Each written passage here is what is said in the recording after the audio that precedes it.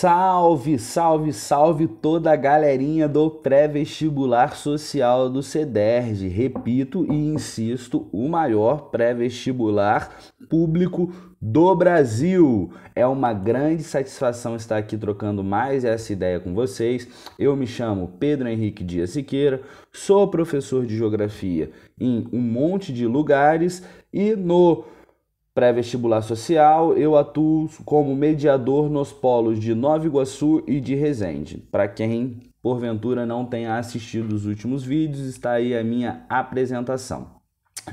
Gente, hoje vamos trabalhar problemas ambientais gerais ou problemas ambientais globais. Por que esse conteúdo hoje?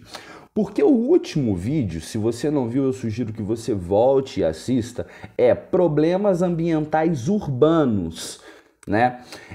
Nós estávamos trabalhando numa série de vídeos, né, o conteúdo de urbanização.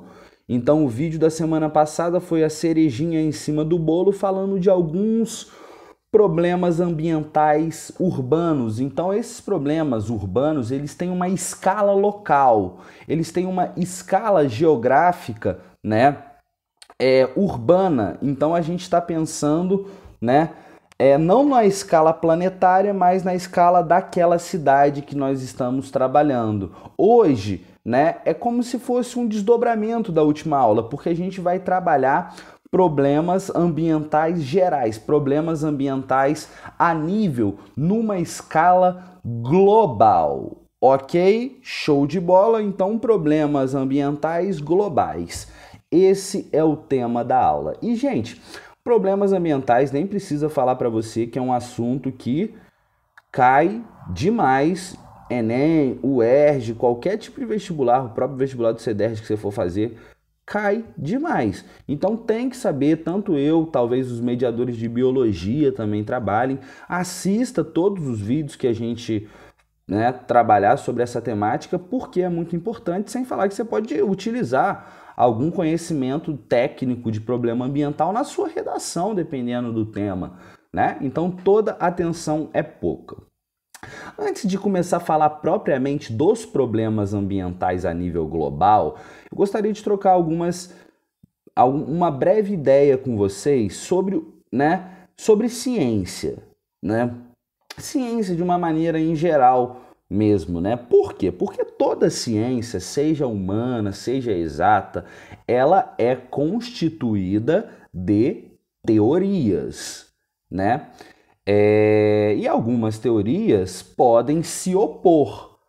Essa questão dos problemas ambientais globais, né, dividem os estudiosos do clima, né, em dois grupos: o grupo dos aquecimentistas e o grupo dos não aquecimentistas. Qual que é essa breve diferença?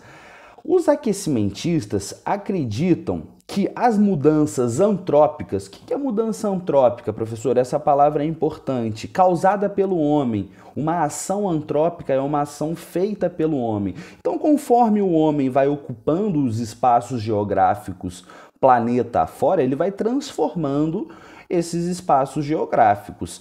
E os aquecimentistas defendem as teses de que, se você juntar os problemas locais e os problemas globais, o planeta Terra está em constante aquecimento, né? Já os não aquecimentistas defendem que existe os problemas locais, que eu trabalhei no último vídeo, mas esses problemas locais não estão gerando um aquecimento do clima planetário, né? Uma vez que, se você for olhar os 4,6 bilhões de anos na Terra, já tivemos eras glaciais, que são eras muito frias no planeta Terra, e eras não glaciais, né, que são momentos mais quentes do planeta. Então, ao longo dos bilhões e milhões de anos, a temperatura do planeta, ela oscila. Isso já é sabido há bastante tempo. Entretanto, Será que as ações do homem estão transformando a nível planetário o clima global? Essa é a questão que a gente vai tratar. E já lhe aviso que os vestibulares eles trabalham dentro da perspectiva aquecimentista, né? Por isso que eu vou trabalhar esses problemas ambientais, né, que vão se suceder a partir de agora. Beleza? Então, pega o materialzinho em PDF que eu mandei, fiz do fundo do coração para você visualizar o problema. O primeiro é o clássico, né? Efeito estufa, né? Na verdade, o efeito estufa ele não é propriamente um problema, né? O problema seria a intensificação do efeito estufa. Por que você está falando isso? Professor, por que eu falei isso para você? Gente, porque o efeito estufa é um fenômeno natural do planeta Terra, né? Aqui está o planeta Terra e, né, em algum lugar da atmosfera você tem uma camada de dióxido de carbono, o famoso CO2, né? Essa camada de dióxido de carbono, num primeiro momento, ela não é problemática para o planeta Terra, ela é até boa, né? Porque essa camada de CO2 ela retém o calor vindo do Sol. Então, se não houvesse essa camada de CO2, a Terra não teria uma temperatura adequada à vida. Você está entendendo? Outros planetas não têm, né? Essa camada de CO2 ou tem uma camada de CO2 muito grande e aí a temperatura não fica adequada, ou fica muito frio ou fica muito quente. Então, desde sempre existe uma camada de CO2. Mas de onde vem o problema ambiental, né, que é a intensificação do efeito estufa? Vem no momento que o homem, através de suas fábricas, de seus carros, de suas tecnologias, vão emitindo muito mais CO2 do que a Terra sempre emitiu. Então essa camada de CO2 ela está ficando mais espessa, mais grossa. Então, em vez do raio solar vir aquecer, né, numa temperatura certa e ir embora de novo para a atmosfera, não está acontecendo isso. Como a camada de CO2 está ficando mais espessa, o planeta Terra está retendo mais calor do que necessário. Você está entendendo? Então é daí que vem o efeito estufa. Você pode ver na imagenzinha que é isso que está sendo representado, né? Você tem os carros, as fábricas lançando uma quantidade de CO2 muito grande, essa camada está ficando mais grossa do que o normal e a situação normal do efeito estufa está se tornando o problema do efeito estufa, entendeu? Mas não foi o homem que criou o efeito estufa. Basicamente sempre existiu, o homem está intensificando ao ponto de elevar a temperatura do planeta Terra. Ok? Então esse é o efeito estufa, eu espero que você tenha entendido. O segundo problema muito trabalhado aí é o buraco na camada de ozônio, né? O buraco na camada de ozônio. Então, além do efeito estufa, além da camada de CO2, você vai ter uma outra camada, que é a camada de ozônio, né? Ozônio, para quem não sabe, é aquele gás composto por 3 átomos de oxigênio, O, né? Essa camada, ela tem uma função protetora, ela filtra os raios UVA e UVB, que são raios nocivos à saúde humana se forem absorvidos em grande quantidade pela nossa pele. Então essa camada de CO2, ela protege, né, os seres humanos da incidência dos raios UVA e UVB. E o que está acontecendo? Então ela é uma camada positiva, né? Assim como a do CO2, no seu tamanho normal, né? Mas o que está acontecendo? Se você tiver um desodorante aí na sua casa, pega ele e dá uma olhada. Com certeza vai ter escrito livre de CFC. O que é esse CFC? clorofluorcarboneto. Eu acho que é isso, pode ser que eu tenha errado, mas entenda como CFC.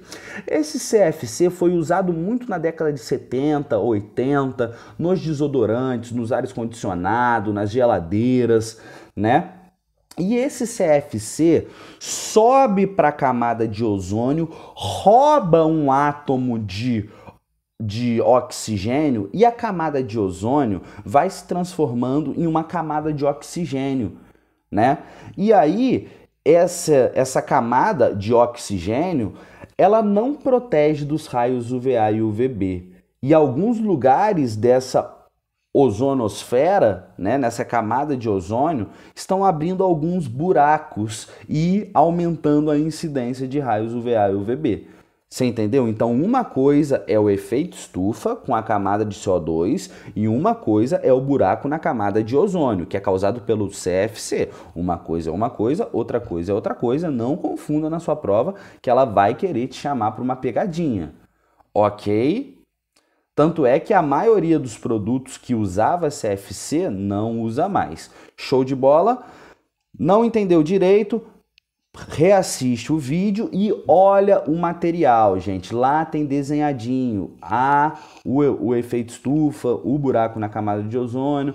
E é óbvio, né, que alguns cientistas não aquecimentistas falam que esse fenômeno não é causado pelo CFC. Mas para a prova do Enem, eu sugiro você seguir a corrente aquecimentista, que fala que existe o efeito estufa, que afirma que existe o problema do buraco na camada de ozônio. Show de bola? Mais um probleminha. Já trabalhamos efeito estufa, intensificação do efeito estufa, buraco na camada de ozônio, vamos para derretimento da calota polar. Gente, derretimento da calota polar, ele vai ser um problema como se fosse... Ele não é um problema autônomo, ele é um problema que se soma a esses outros dois problemas. Porque se você somar o efeito estufa e o buraco na camada de ozônio, você tem aí um dos principais causadores, né? Um dos principais causadores do que a gente entende como aquecimento global, que é a temperatura do planeta aquecendo a nível global por causa da interferência humana. E à medida que o planeta vai esquentando, o que vai acontecendo com as regiões polares, que são aquelas regiões de maior latitude, ou seja, mais frias, com uma grande quantidade de gelo? Vamos pensar na Antártica, né, lá embaixo. Cara, a Antártica é um continente congelado, composto por gelo. E o gelo é de qual cor? O gelo é branco. À medida que o planeta vai aquecendo sua temperatura, esse gelo que é branco vai se derretendo em água do mar e vai virando água do mar. Qual é a cor da água do mar? Em geral, azul, verde, escuro, né? São cores escuras. Então, o branco das calotas polares, eles tinham uma função de refletir esses raios, né, solares, dando vamos dizer, uma estabilizada no calor que chegava nas regiões polares. Só que isso é o efeito que o professor de física vai chamar de albedo, né? O branco reflete mais a luz do que todas as outras cores. Então esse gelo que era branco e que refletia parte do nível de insolação, tá virando água escura, ou seja, absorvendo o calor. Olha como que, né, é um problema que deriva de outros problemas, mas se soma a tudo, né, contribuindo para a teoria que chamam de aquecimento global.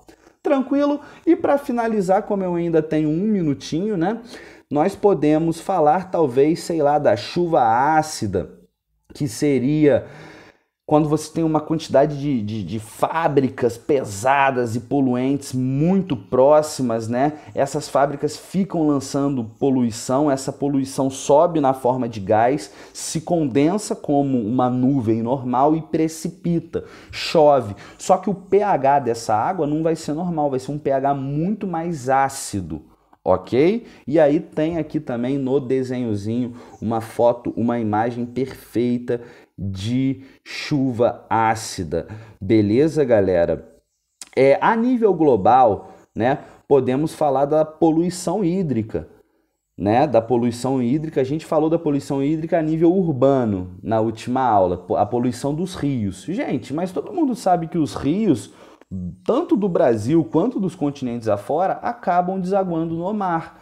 Então, se você polui os rios no nível, né, do seu continente, esses rios estão poluindo o oceano, né? Há sabido de descartes de lixo, né, em meio aos grandes oceanos, né? E tudo isso vai alterando a flora, a fauna marinha e alterando todo o ecossistema planetário, né?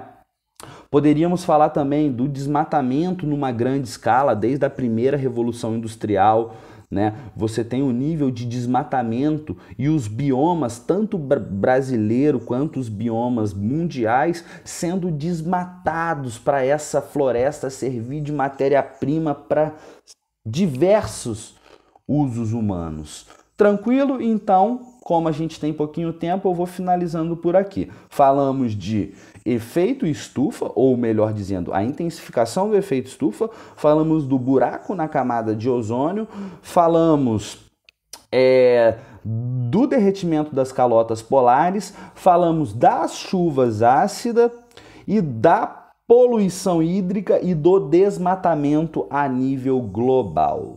Ok? Espero que tenha te ajudado de alguma forma e é muito bom estar aqui trocando essa ideia com vocês. Não deixem de estudar, galera. Um grande abraço e até o próximo vídeo.